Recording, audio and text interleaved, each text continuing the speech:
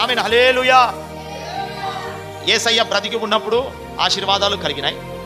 యేసయ్య చనిపోయినప్పుడు ఆశీర్వాదాలు కలిగినాయి. యేసయ్య పునరుద్ధానుడై తిరిగి లేచినప్పుడు ఆశీర్వాదాలు కలుగుతూ ఉన్నాయి.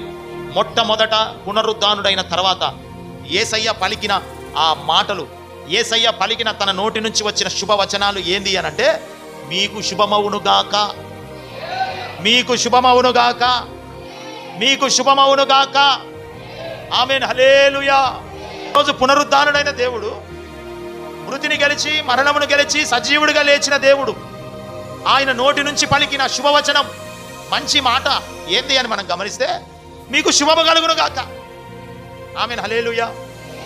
ఒకవేళ మనం అనుకుంటాం మా జీవితంలో ఎప్పుడూ అశుభమే, శుభము లేదు, మా ఇంటిలో ఏ కార్యక్రమము జరుగుతలేదు, మా ఇంటిలో వివాహాలు జరుగుతలేవు, వివాహమైన మా ఇంటిలో ఆ పిల్లల శబ్దాలు వినబడతలేవు, అశుభమే, శుభము లేని పరిస్థితుల మధ్యలో ఉన్నాం, ఎక్కడ చూసినా అశుభమే, ఏ పరిస్థితులు చూసినా అశుభమే అని ఒకవేళ నీవు అనుకుంటున్నావేమో.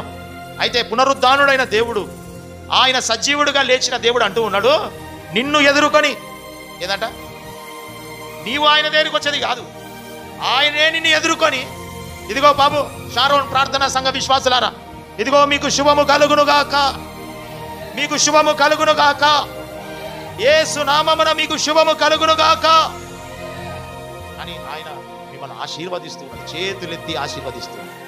ఆమేన్, హల్లెలూయా.